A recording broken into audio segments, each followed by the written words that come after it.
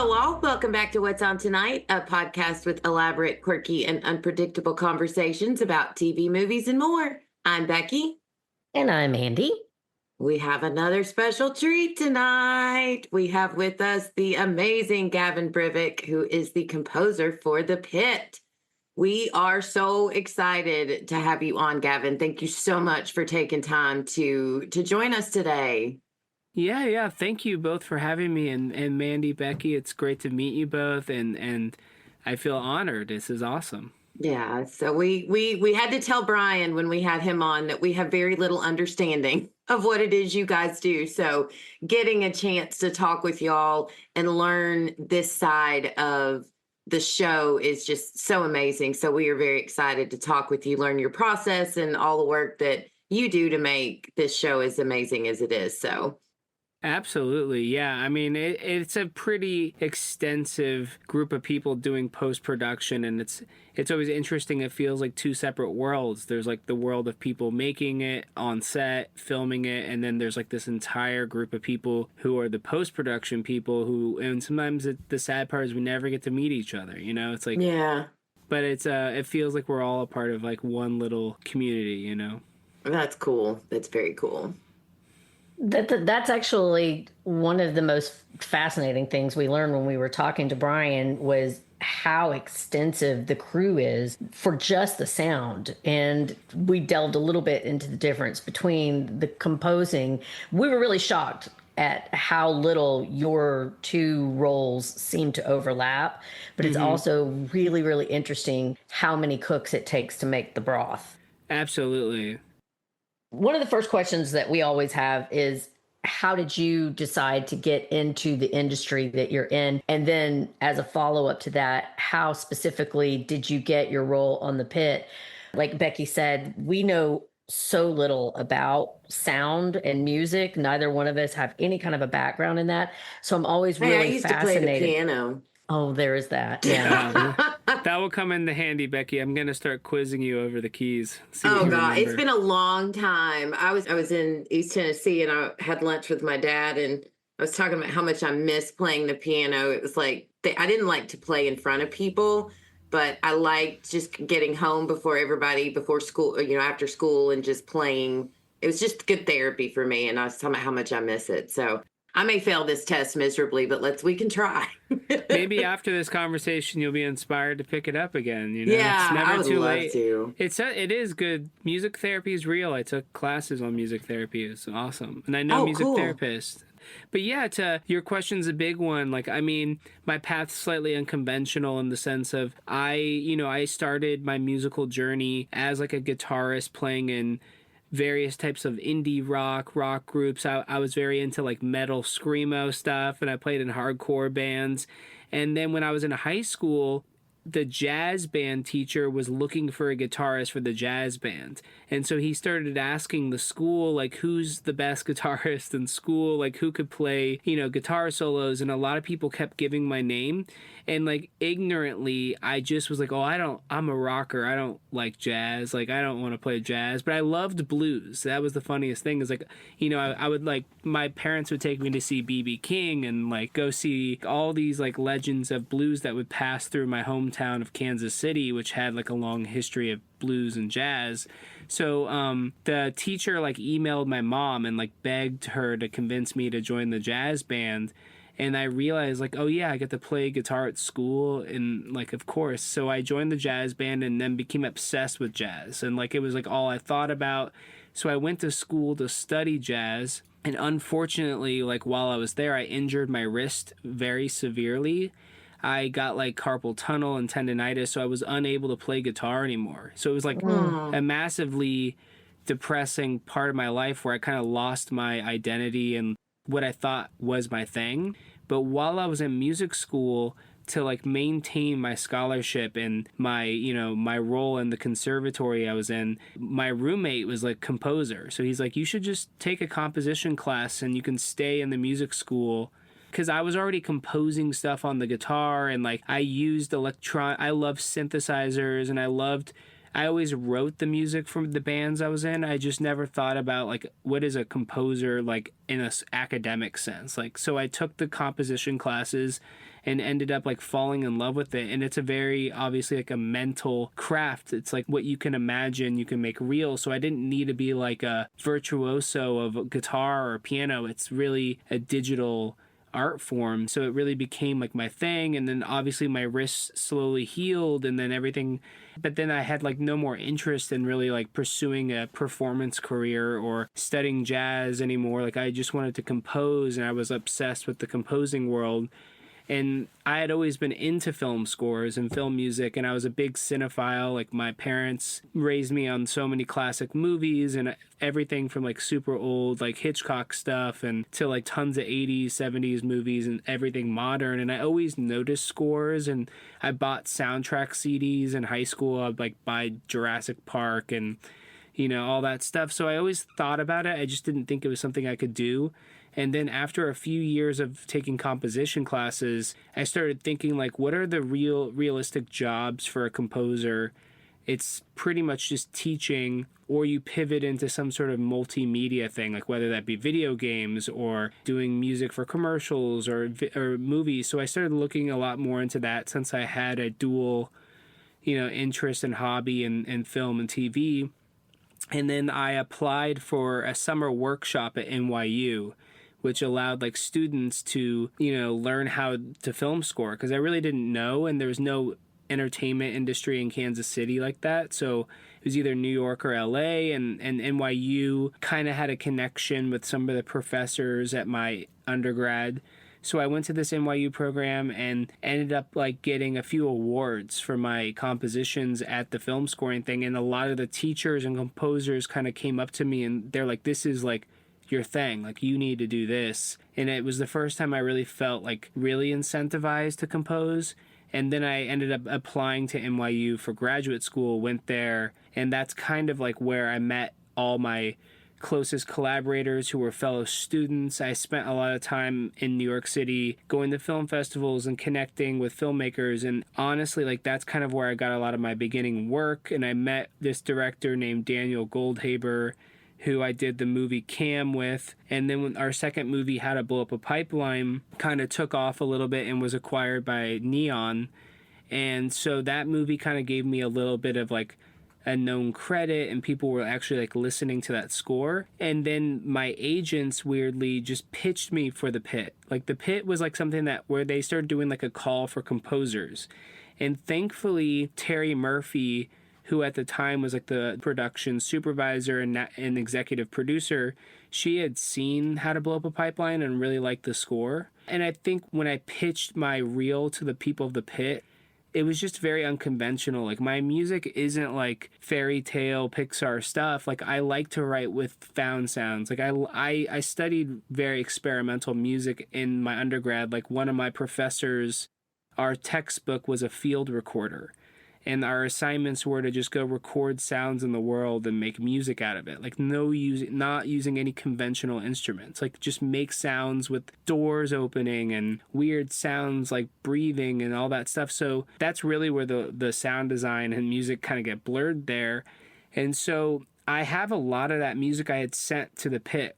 And there was something like about they were like John and Scott and Terry, like the creators, they all were looking for something very unconventional. Like they really didn't want the classic medical drama score, which we all know and truly is very dated and a bit cheesy, like, but like in a very nostalgic, warm way that we all like when we watch stuff of a different era. It's just they wanted to take the genre into a modern approach and look for a composer who had like an unconventional idea. So then when they liked my reel, I'm sure that with many shows, they probably pick a small pool of composers, maybe 10 or less. And then they sent us the first episode to watch with no music. And then they scheduled like an interview with us, just to chat. And when I watched the show, I initially was like, I don't think there should be any score for this. Like, it's so good. And also, like, it just would make it a little bit cheesy. So when I met with them, like I met with Scott and Terry and John and like a bunch of the team, I literally was like maybe stupidly being like, I'm going to talk myself out of a job here. But I said, I don't think you guys need a score. Like, I don't know. This show is so good. It doesn't really need this like big score. And like they all were like so happy to hear that. Scott put his hands up and he was like, this guy like gets it. He felt like I understood. So my pitch was like, what if we made like a score that was like subconscious, a score that was more about like enhancing the feelings, but not being like in your face and noticeable. And one idea that I pitched was, what would it sound like if the medical equipment was making the score? What would it sound like if the machines were pulsing in different rhythms? And like if the electronics of the hospital were the score, where it's like room sounds, like very subtle drones, like these like low end sub pulses that feel like heartbeats kind of like escalating, so that it's not like a score that everybody's like, it's not in your forefront. But if somebody muted the music, you'd be like, oh, it feels a little empty. But truthfully, as you've probably realized, and like there's been that great Pitchfork article and lots of articles that are like, oh, there's no music in the pit, or there's no score. And like, to basically, that means I kind of feel like I am doing like my job, in the sense of like people aren't really noticing it, but there is more music than most people realize. So it's been kind of fun in that regard to kind of play between the lines there, you know? And so it's been interesting trying to find the balance between how much music, how subconscious should it be, what kind of sounds that are subconscious, all of that. So I know it's a long-winded answer. I think that it's really, everything we've heard from everybody we've interviewed is about how collaborative this process is compared to a lot of the positions that they've worked in and other shows. So I imagine that really felt like that they had found the right person when you were basically describing how you wanted to put yourself in. I imagine that's unusual to have someone who is an artist, because I used to do theater. I think we can all be, when we're in the arts, a little bit flamboyant, and normally we want to stand out and be in the forefront. So I think that they probably really knew that they had found their guy when you were describing how you wanted to basically make yourself disappear. Yeah, it's interesting because it's like the ultimate like goal is to do the best thing for the project. And it's so funny because like Not everyone has the ego to do that, though, or the lack of ego. yeah, and thank you. I mean, I feel like even some of my favorite composers like have similar stories. It's not really about us, it's like about the entity as a whole. And I think it is funny. So it's like How to Blow Up a Pipeline, the score is legitimately like a Chris Nolan movie. It is so bombastically loud and like even like cuts off dialogue. So I couldn't have had like a more opposite score. But like that was the thing, was like that was that director's style. And so it's like people from the pit had seen How to Blow Up a Pipeline, and the score is like literally at level 10 the entire movie, just blasting and like washing out sounds like literally the Chris Nolan movie.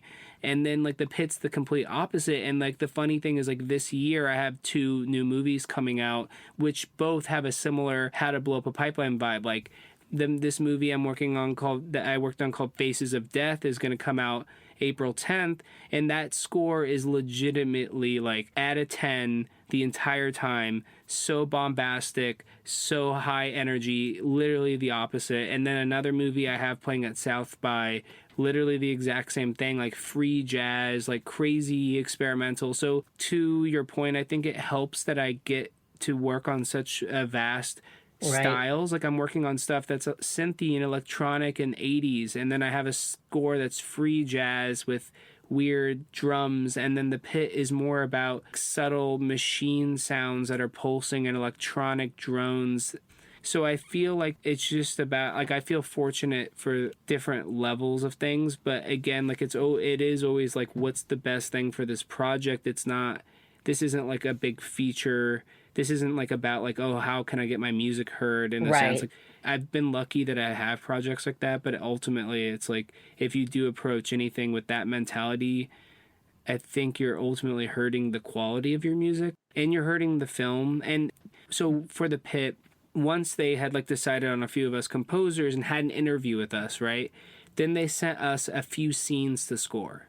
They're like, let's hear your pitch demonstrated. Like, it's great to hear you talk and all, but like, let's hear what it actually sounds like in practice. So I sent them like 3 different alternative ideas. Like for the scene that I remember pitching to was episode 1, season 1, the very end when Robbie's chasing the teenager out of the hospital, and then like he comes back into the waiting room and he kind of has his first anxiety attack, and then it flashes back to the COVID moment, and then the episode ends. So that was like the scene, the whole thing. And so I wrote 3 versions that varied in musicality of noticeability. Like I did do a version that was like, this is a more musical, like forefront version to show you that that's still something that I can do. But then I wrote 2 extremely subtle versions that may have felt very sound designed, and I didn't want them to like I didn't know, like everybody's definition of like what's a subtle score sound like, what's a sound design score, that is a very vague term. And as you've probably realized talking to Brian, sound and music are abstract. It's not like when you like talk to a cinematographer or a gaffer about lighting and images, something that we can clearly see with our eyes and talk in a very like precise way. Sound and music is subjective and abstract, and it's difficult to know what they're going to want. Exactly. So I wrote 3 different versions, and then the funniest thing is like I did hear some of the other demos. They may have like had us upload in the Dropbox, and it may have been like public for a minute. And I saw some of the other composers' tracks, and they were excellent, but they just were too big. And it seemed like that is something that's like, yeah, like those are amazing compositions, but like for this particular show, the style that the show just needed a much more like delicate, subtle approach.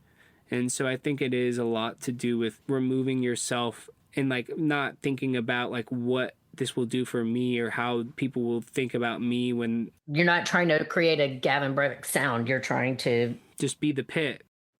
I want to say one more thing, Becky, and I'll let you move on, but I really want to make sure that I tell you this because it really touches me what you've done with the sound. And I've had a couple of losses in the last couple of years. So I've spent a bit of time in hospitals. And one of the things that I think that you have created, you were talking earlier about how other shows, it's kind of a dated thing. They use the music to tell you how to feel very obviously in almost every scene. And that draws some of the realism away from it. But what you do actually helps. I can't explain it the way that I want to. You help people to feel exactly the way that it feels in a hospital.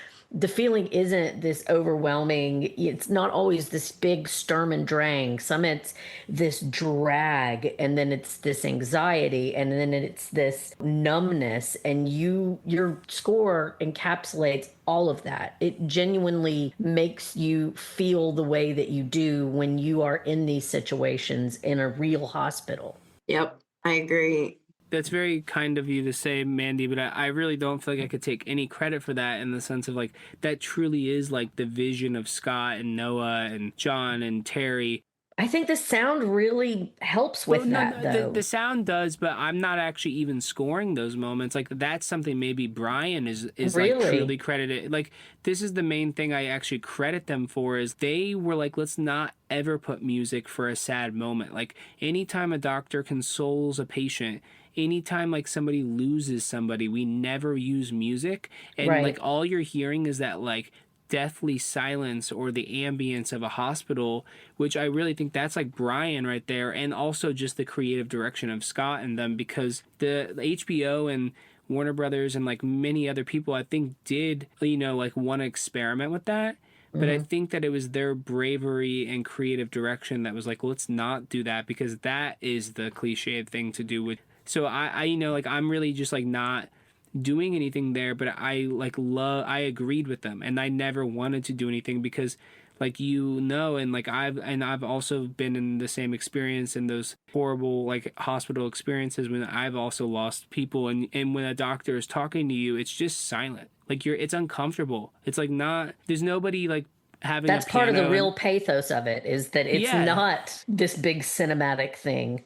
Exactly. So that's like truly the bravery of them, and like, as much as I would like to say I had any part in that, that's just truly the direction I was given, and like a direction that I loved that they gave me, because it is uncomfortable. Like, if you rewatch scenes where Robbie's talking to the parents of this person, or the like this person's spouse died, like there's just like a kind of a harsh silence sometimes, or if like, especially in the waiting room or like in the consultation family rooms, like it's just silent. And there might have been a few scenes where we did actually like subtly put a drone or two. I think like a example of that is in season 1, when Robbie's like talking to his, like when there's like a few patients at the last episode of season 1, or it might have been episode 14 or 15, where they're kind of like talking about the losses of the mass shooting. We may have subtly put something, but it was like a single note. It wasn't like I'm playing like big sappy chords. Again, like, it's just their bravery to do that, because even in the sound mixes, it can feel like uncomfortable to just be quiet for that long when somebody's just like sitting there crying, but that's them. That's the reality. It is. So I love them for that. And it maybe is Brian's team, and that's part of my ignorance, is not really knowing where the overlap completely is. But it's not just silent. Like, there are a lot of scenes where, for instance, I notice a lot of when they're showing Robbie having his PTSD moments, where it's almost like everything becomes muffled in a way. It's like an eerie, well, if I can, Mandy, jump in here. Sure. I noticed it. Since we talked to Brian, I've been trying to pay a lot more attention to the sounds, and to where I think, because one of our questions, and you answered it eloquently without even knowing that we were going to ask it, was that you're using the machines and the monitors and whatnot as music. And in this last episode, in episode 5, at the end, when Robbie comes in and they discover that Louis is in arrest, and there's like this eerie tone. I think it's you. I believe it's you. Okay, that stuff is me, and so that's how did you create that? So I initially created that sound that was a sound in season 1. So sorry, like, with this question, there was a few parts, which is, there are, like, in season 1, there was a lot more moments of exactly what you're speaking about. Every time Robbie had a flashback and things felt like muffled, that definitely had a lot more like a touch of score. That's a perfect example of when Brian and I would be very collaborative. Similarly, the moment you just mentioned, which is Brian, like, my work is a lot more like those types of tones, like things that fit into Brian's world, but without taken away from him and his team's work. So it's about finding like drones and machine sounds that are like still musical, because if I also did too many like found sound machine things, it might be actually confusing to the audience of like, what is this? Like, is that a sound?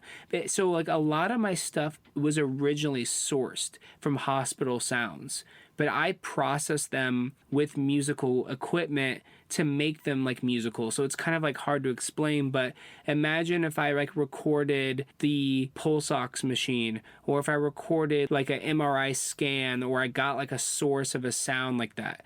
There's a lot of equipment I have where I can run these sounds through guitar pedals. Or what if I took a pulse ox beep and I stretched it 2000%, so that now like a little beep is like a long tone because I stretched it like infinitely. And those are always techniques I use to create sound. So it's like there was a lot of that in the beginning. So I just took like, maybe some public domain hospital recordings, or there are a lot of like, free like recordings of this type of machine.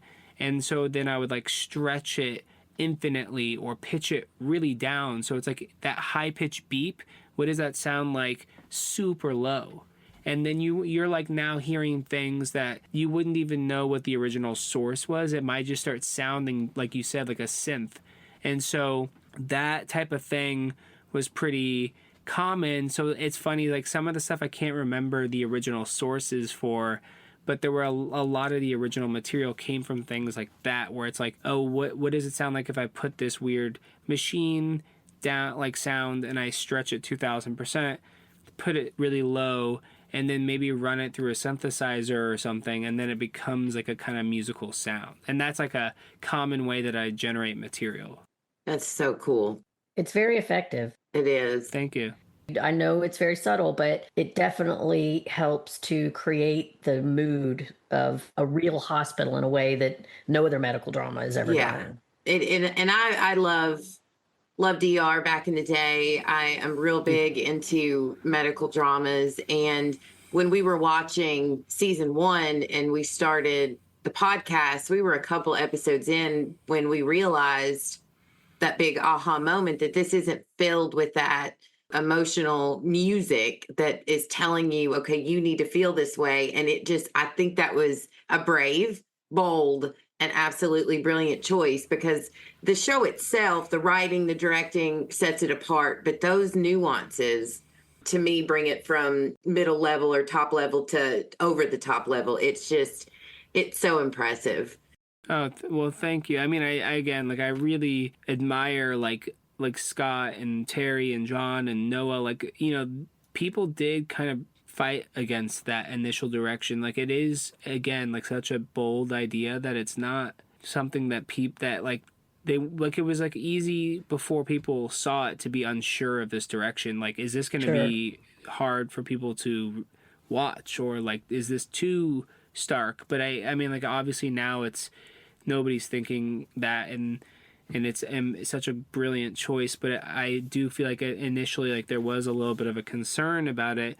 But that being said, like, I and you've already interviewed Brian, like, I truly praise Brian and like Formosa and like the sound group at every moment, because like their job is probably like the least praised in some ways, which is like, it's just accepted how good it is, where like I'm there in this, like, I'm sure like you spoke with them, but it's like I'm there in the sound room where he's getting the exact type of sound that this exact type of machine makes, and like he's getting reference videos of like, oh, this is how it sounds when this person has this exact type of symptom, and Brian's like having to recreate it to like an extreme accuracy that is like totally taken for granted. But I really never want to impose on his work, so it's always like about the subtlety. Like, the subtlety was such a nice direction for me to also allow Brian's work to speak and to come through so clearly, because I really like thinking of some of my last projects where I've been like the bombastic loud music that like the sound designer spent weeks on the scene, and then now we're in the sound mix and the music's just like blasting it away. So like that, but like vice versa, I've had the exact experience where I spent months on a track of music, and then we go to mix it, and then they like realize like, oh, we actually kind of want it to be soft here and the sound to be really loud. So that's just a reality of the collaboration. But it feels nice in this one that like the vision is so clear that we know where all of our work kind of fits into the mix, Yeah, it was really interesting. It really is. Listening to Brian talk about how meticulous he is about his process, and hearing how meticulous you are about yours, it's And you both are very complimentary of each other too. It was really? much That's where weird. you're talking about how good he and his team are. He said the same about you and what you do. So it's cool that you guys don't really get to work side by side, but respect and appreciate each other's viewpoint and where you're going as artists. It's chef's kiss to you guys. Thank you. One last thing on this, just before we move on, it's like, this is also very specific to the way composers and sound designers collab on The Pit. Brian and I both do indie films and, like cool horror stuff. Had we work on another thing, it would actually be very different. And I think we would be working side by side, and there would be a lot more. So it's like, this is also just so specific to The Pit. Like, all of this conversation, like, this isn't like a template for the way composers and sound designers usually work. Like, this is just how The Pit works. And like, Brian and I would have a slightly different process in another setting with another group of people. And that's kind of the fun of the job, is there's no like standardized way that this ever happens. Did that work out amongst you guys? I mean, was that something you kind of developed with yourselves, or was that direction from the showrunners? Definitely direction. Like that's the greatest thing about the show is like the showrunners, the creators, like this is just like the veterans, like the legends. Like they're all just like the gods. It's like I'm a child, you know. It's like I'm 34 and like the youngest one on the team by far, and I'm just here to learn and be quiet and like pick up as much information because I'm learning from people who know this, who've done this, who understand this on a level that I could not understand with my experience. So their direction is everything. Like it feels like we're just being perfectly directed at all times. So like that's why it's like, you know, I feel grateful for your praise, but I really just can't help but keep reflecting to Scott and Terry and John and Noah. Like they're the ones that just know everything and they got it down. They like see the episode. They like know what it needs to be. And I'm just like helping their vision because I also agree and believe in it and feel protected that such good people are running it. So it's like a very unique project. Like nothing I've worked on has ever been like this or probably will ever be like this again. It's just a unique project for all of us involved because of that level of confidence at the top, you know? That's very Yes. exciting for you. And I like you look like a baby. So I know. I'm surprised that you're 36, but it also surprises me that at 36 they still have 34. hardcore. I was going to say, you've aged him 2 years. Pardon me. It happens fast. It will. I'm just really surprised. I was thinking you're 16 years younger than me. That's where I was getting confused. But I'm surprised that they still have kids in hardcore bands when you were in high school. I thought hardcore is dead. I thought it had passed. No, I feel like I was there for peak. I was in peak hardcore time because I was in high school in 2006. We were like right there in like Warp Tour days, you know? But that being said, I guess there's always been like really hardcore stuff, but I do feel very grateful and like I really love the trust and I've often thought like maybe my age and taste and preferences is kind of what they were looking for, which was something new and unconventional and like the next gen of music scores, which like we're really seeing across the board from composers of all ages. Like I just think that we're craving more unconventional work. You know, like this year with like Marty Supreme, Begonia, like, you know, all these types of movies, One Battle After Another, like scores are like breaking the bounds of things that we used to believe were very traditional. Mm-hmm. And I think audiences are loving the new ideas that are like I think pop music's expressing this as well, like with artists kind of Arca and FKA Twigs and all these kind of like pop artists who are doing stuff that's outside the bounds of what we used to think music was or could be. So I think it's just a globalization of music becoming more experimental, and I think that TV and film are obviously mirroring that with like the scores and soundtracks that we all love. So I feel like that was totally the trend and the ideas that they were looking for, and it worked in my favor to maybe be more in tune with the newer ideas and sounds that are kind of happening in the community, you know? Yeah. We got 2 more questions. Great. If we can squeeze them in. You want to go ahead and do question 5? Sure. Yeah. So the season 1 end credits song "Fall Forward" was quite different from the regular ambient score. It's a beautiful song, and it really added to the story of our characters.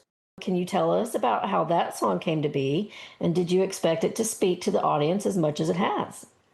Yeah, so like it's funny. I initially thought we were gonna do a score for like a more ambient score for the end credits of season 1. So we had a version of that. Like, you know, we tried actually a few things before we decided on Fail Forward, and so it just wasn't like totally hitting. And then the first episode of season 1, they use a song from The Smile, like the Radiohead guys' new band. And that song just goes hard. It just kind of gives the show like an unexpected ending. So after hearing the Smiles song, you know, I really didn't. We kind of got inspired by that and the tone of like maybe making the end credits more song based. And so John had asked me if I knew if I had like any pre-existing songs or if I like wanted to write a song. And Taji, who was like, you know, the original singer and writer of Fail Forward, like he was a good buddy of mine and we used to play in a band together. We were just friends. And I called him and I was like, Taj, you have any like sketches, things that might vibe? And he kind of sent me like an acoustic guitar version of Fail Forward. And then I was like, what if we like kind of rework this and make this like a real song? And so we kind of just collaborated and made a version that, and Scott gave us some notes. Like we got some feedback, like what if the drum beat was a little faster? Like what if the song had more energy? And so it was like fun to kind of rework this song to kind of become this season 1 like Pitt song. And we didn't expect them to use it every episode. If anything, that became like this kind of surprise thing where Scott's like, I just love it. Like there isn't a theme song, so let's try putting it for every episode. But they definitely like, there's a few other songs throughout the season. So yeah, that was totally a fun collaboration with a friend that kind of went beyond our expectations. And I like the kind of contrast sometimes it does have to the episode's endings. It's not exactly what you expect after some of those endings. And so with that, I'm sure like for season 2, it was like fun to kind of come up with new ideas. And for this season, we've been doing different songs. Like it's not just one song every time, which I really love, honestly, because I like to keep variety, and like I love that we're not just like kind of doing the same thing again. Like I love that we're not using Fail Forward in season 2. Like I love that this season's a new song, new characters, new time period. Like I like the challenge of trying to find like a new song that people will resonate with, Yeah, that actually, it's almost like the song lived out its life cycle in that season, that first season, and which kind of gets to the follow-up, which is there were no lyrics in the song until the last episode. So you're telling us that you didn't realize even that they were going to be in all 15 episodes. No, definitely not. So you didn't know that the lyric version wasn't going to come until the very end? Well, the lyrics had always been there, and actually what we had done is we had muted them. Like, so we had actually like had them there the whole time. So it was like a fully fleshed out song, but we found that the instrumental just kind of was the move. It was like more, it was closer to a score.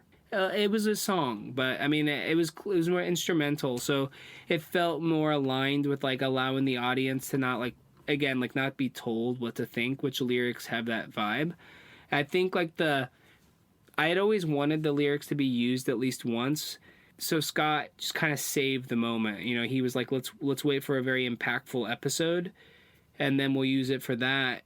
And I think it was like a brilliant idea because I was like almost open to using the lyrics much earlier or more often, but I love that we like kind of waited, and I think it had like a nice effect. And it's interesting because like I did kind of get audience feedback. Some people weren't crazy about the lyrics. Oh, But like it doesn't matter. Like I don't care. And also like the only reason I think that, which I could kind of agree with them, is that they had created this meaning from the song.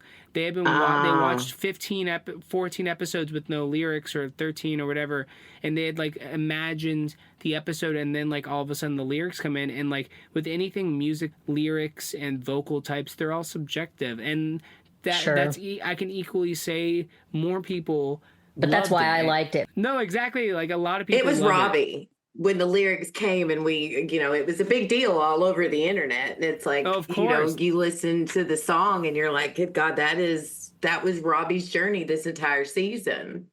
It's amazing. And like, it truly was like a beautiful thing. And I agree with you. Like most people love it. And I love that we have like, that's why we released the instrumental and the vocal version, is to give people like the versions that they most resonated with. But yeah, like I'm so grateful that we waited for it, and especially waited for like a big moment in the show. And it's hard because it's like, kind of didn't want to read too much of like the internet's responses to everything, but I get a lot of love, and I know Taji gets so much love from it. And it's fun because like we both, feel proud to just have played a part in that. And it's, this episode, this is totally just kind of a side note, it's coming out next week, right? Well, like, I don't want to spoil anything, but like I have a really big song coming in this Thursday one. Cool. A really big song with a really big artist. So like, I don't know if you want to talk about that because this would come out post it. It's unfortunately, I don't want to spoil the episode, but that being said, this next episode has a really big collab, and I feel like it would be a little bit of a shame if we don't at least talk about it, because if this episode's going to come out after, it would make the most sense, Yeah. Do it. So for this season, there's an artist named Andrew Bird. He's an amazing folk singer. unbelievable artist, and he's given like TED Talks, and he's got a big following. And his wife, he has been through a very personal journey himself with the medical system, and I wouldn't really want to speak for him, but I know that the show has very much personally connected with him.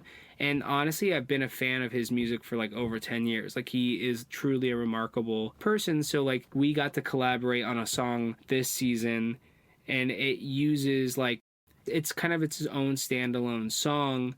And so I feel very honored that this season there's like a really beautiful song with very meaningful lyrics for a very special moment. And I'm very curious to see how the fans will respond after this episode, which I'm sure by the time this comes out, we will definitely know. I feel honored that we've also savored lyrics for a very specific moment, and the rest is instrumental. And I think that that trend and that careful precision is exactly what the show's been like, just from the top. Like, Scott knows what's going on and understands what to do, and I like the carefulness of the choices so far. Yeah.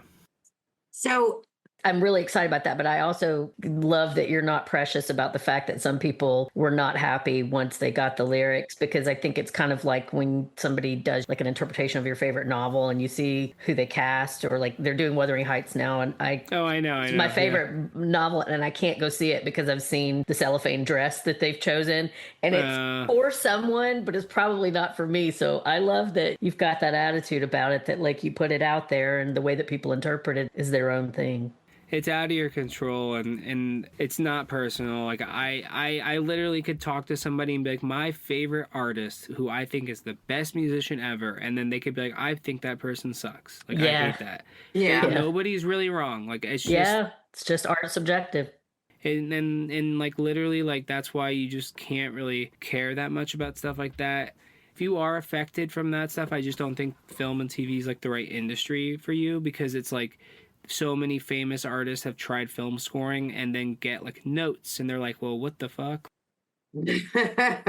So many famous stories of like really big celeb artists trying to score a film who either quit or they ended up bringing somebody in to remove themselves, but like they kept in, like, they had ghostwriters because it was so frustrating to watch their stuff like get butchered or whatever, that they just had to remove themselves. Like, that's like the most common story, where there's endless things like that. And I think I've never felt that pressure. I feel like there's certain projects that I really get very precious about, and I'll always fight the right fights. But when I lose, I just have to move on. And also, like, certain things I go into knowing that this is kind of like, we might have a little differing tastes, or this is just the style of the project. But that's just each collab and the relationships I have with the director or the showrunner. And thankfully on The Pitt, nothing has ever like come up where I disagreed. Like, I feel that's why it's like the most unique and rare job. Every single person we've spoken to, like you all just have this feeling of feeling safe with the choices that the people, the leadership. Yeah. Exactly. And that you're appreciated. You are there because you are the very best person for that position. So, last question. So, you've got that song that I have stalked your Spotify, 4th of July. Oh, yes. I don't know if that is the song for season 2. It's is one that of them. What we're hearing at the end credits? So we actually have two versions. It's like there's two songs on that Pitt release for season 2. There's 4th of July and then We Are Back. And we are alternating between those two songs per episode. And the alternations also include variations. Like, we might not use drums and add strings to a version, or this or that. And then the interesting part is the collaboration I have with Andrew Bird is inspired by the track. So there's like inspirations where we try to create unity, but it's different, obviously, and different melodic stuff, but we like use inspired things. We hired the same musicians. But I would say, like, yeah, 4th of July and We Are Back are like the two songs from season 2. And people seem to really love 4th of July versus We Are Back, which I love 4th of July the most too, funny enough. I love them both, and everybody has their thing, but it's, again, like a really interesting thing to see, like, streaming numbers and maybe people texting or messaging me on Instagram being like, oh, I love this song. and it seems to be like 4th of July is the one that people are really digging versus We Are Back. But like both of them are like kind of the songs this season. We did want to create more variety. I even wrote other ones that we didn't use. Like again, like we started alternating these two, and I was open to doing a new one for every episode. I was like, let's go that far. I'm okay with it. Like I want to do that. But I think there is a thing about reusing the same track which creates closer to a theme for that season versus like feeling different every episode. So I kind of love the repetition of some of these melodies that become like, oh, this is the melody I remember listening to after this moment of the show, and it has this kind of connotation because of how I was feeling when I heard it. It helps you build that continuity without that really obvious score in the background. Exactly. And do we get the lyrics for 4th of July and We're Back by the end of the season, or are you going to stick with that same format? That's a good question. Well, yeah, like those songs are staying instrumental this season, and I like the choice of that, we're really like leaning into the score aspect of it, because again, like as much as some of the fans really like the vocals of Fail Forward, it does seem like even like maybe the instrumental's still the one that like it felt a little closer to a score, and maybe it was just the concept of like, let's have score for end credits this season versus like doing too many songs, because they really also didn't license like a ton of like the Pit could like probably put a big song in every episode if they really wanted to. Like they do that for always like the first and last episodes. Like we always get like a great song. Like the first season has Robbie walking into work. This season had Robbie on his bicycle. Like we still put in those like iconic big song moments, but like they're spare. It's like maybe the first and last episode. It's like a bookend type thing. Like if the Pit wanted to, they could do that every episode easily, but I'm glad that they don't. I'm glad they don't. And I'm also glad that they don't want to have like lyrical songs at every episode. And like I think it plays into kind of the same thing I was talking about, which is it gives the audience a second to like maybe take in what they had just seen. If if they're watching the credits, I always forget if HBO like zooms out, but even if they just listen to the first 10 seconds or whatever, it's like it just allows you to kind of just breathe for a second and like listen to a melody that allows you to think and doesn't like kind of telegraph any sort of message. Yeah. But that being said, there's still a few episodes where in every season where there's some lyrics, and I think the variety is very carefully chosen for careful moments, It's very judicious. Exactly. What you were describing is it's like at the end it lets you just kind of sonically decompress for a few minutes, for a few seconds. Exactly. That was very well put. Yeah, and this show is one of our favorite things to talk about is guessing. This show will keep you guessing because you don't know what's going to happen next, and adding the music to that just plays right along with. Yeah, it's all just part of the same thing. Yeah, it's very cool.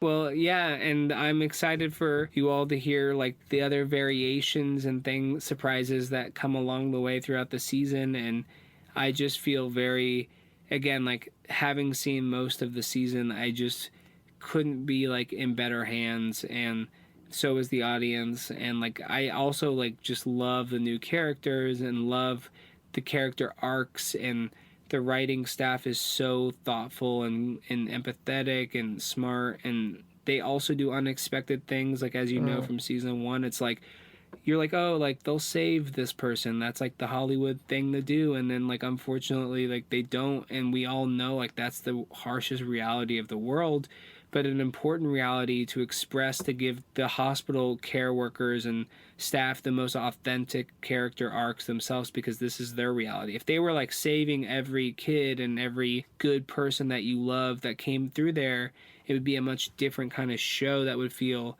truly like it wouldn't portray their experiences authentically, but would like maybe be playing audience fan service, which I really appreciate that this is more about the harshness of the hospital care team rather than kind of like being too like Hollywood-y. Selling this idea of doctors as superheroes. Exactly, which like they definitely have their moments, and we see that, and they do play that, but it's not every time. But they're very human. as very well. human, and like it's just also some cases are beyond like their saving abilities, and it's important to portray that to understand how their mental health is affected, because Right. to just imagine like spending a day there, and sometimes I'm like, oh, I have a stressful day, and then I like think, I'm like, God, like compared to when I'm like working on the pit, I'm like, God, my life is so lush and silly and like comfortable, and I get a lot of sleep, and it's like, yeah, like I don't have anything to ever complain about. When you do kind of like put yourself in another person's shoes, I feel like a lot of people have had that same realization and gratitude, and for me, like having had a grandfather who was like, you know, a pediatric doctor, and then like having a close friend now whose cousin is like a liver specialist and is doing liver transplants every day. It's like you just start like thinking about these people's day-to-day lives, and I'm like, oh, I'll see my friend's cousin at a party and we're all like having a drink and hanging out, and I'm like, you just like 2 hours ago were cutting somebody open and putting a different organ in there, and I was like playing some synthesizer and plugging in a patch, and I'm like, I don't have anything to ever like the levels of like gravity and mental capabilities is like it's always been there. It's so obvious, but like I think for a lot of people, the pit's like just grounded it so intensely in like a post-COVID world. In like the current political environment where we're like dealing with anti-vaxxers and conspiracy theorists and like defunding and like this and that and like Anti-science propaganda everywhere.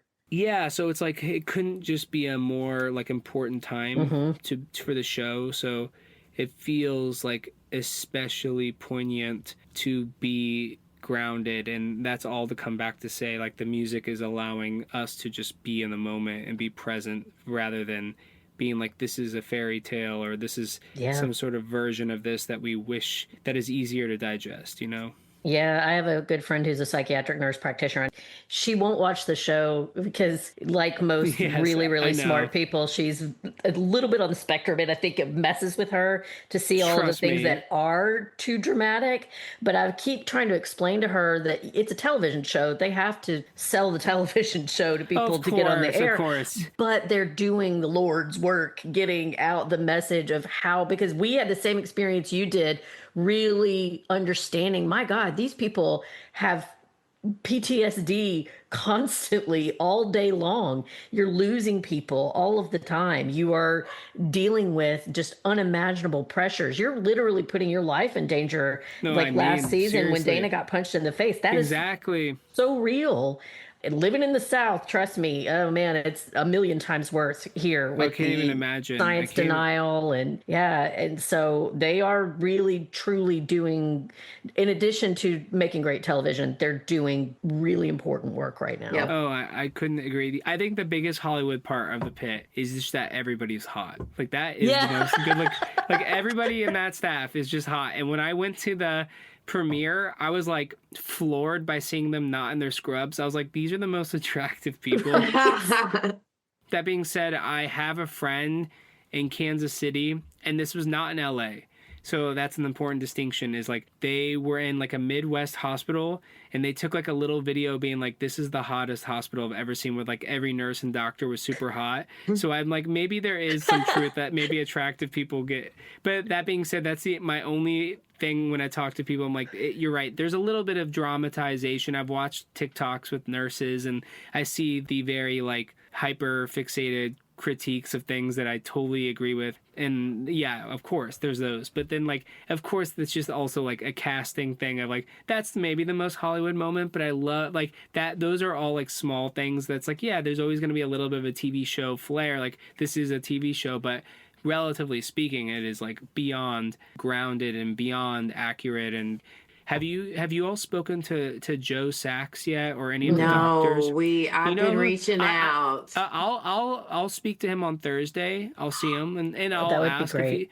But Joe is a good he might be like a person, truthfully, you might only be able to get like 30 minutes with because of like We'll how take insane it. he is. We'll take But it. that being said, like Joe's a perfect person where he's like in the sound room, and he's done every surgery that we're seeing, and he He's knows lived it. exactly. He lived it, and he also, like, you know, he wrote for ER. Like, he's done like the Hollywood life, and he's done like the extremely insane being, like, he's been Dr. Robbie and like a huge ER. So it's like he knows all that, and he's giving like sound advice. He's giving like special effects notes, like, oh, the blood wouldn't look like that, or that's not the right sound, or they mispronounced that kind of medication, and like we need to re-record it so it's accurate. So like the level of detail that he catches just in my part, like, I know there's so many other consulting doctors on the actual production side, but like in post-production, I'm mostly just seeing Dr. Joe like give the notes.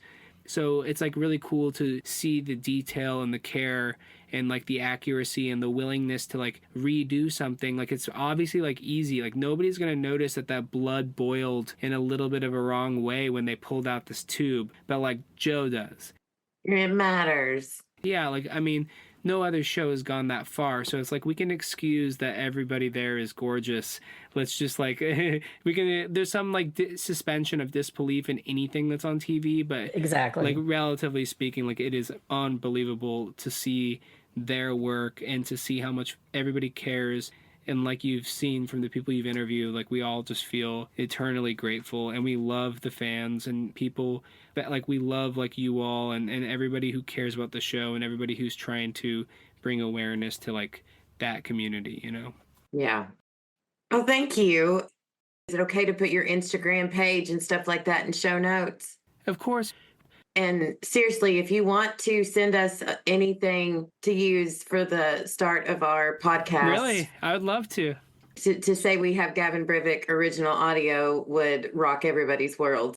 Oh, I would do it in a heartbeat. I'll send you some options. I don't know, like maybe if you have any references that could be helpful. You're like, oh, I love this podcast, or if I know it could be hard because I have a daunting amount of things with various tones of like, this is very upbeat, this is kind of weird, this is ambient. Like it might just, if you have like a few minutes, maybe you both could like gather one or two like other podcasts or anything that would give me just a little bit of a reference point of like the style or tone. That would be super helpful, but I could easily send stuff.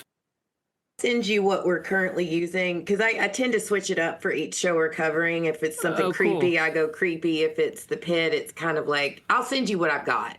Sounds great. That wraps up our interview with the amazingly talented Gavin Brivik. Next up, we're going to continue our coverage of season 2 of The Pit. Thank you, everyone, so much for listening. I'm Becky. And I'm Mandy. And I'm Gavin. We'll catch you next week when we grab the remote and see what's on tonight. Bye. Bye.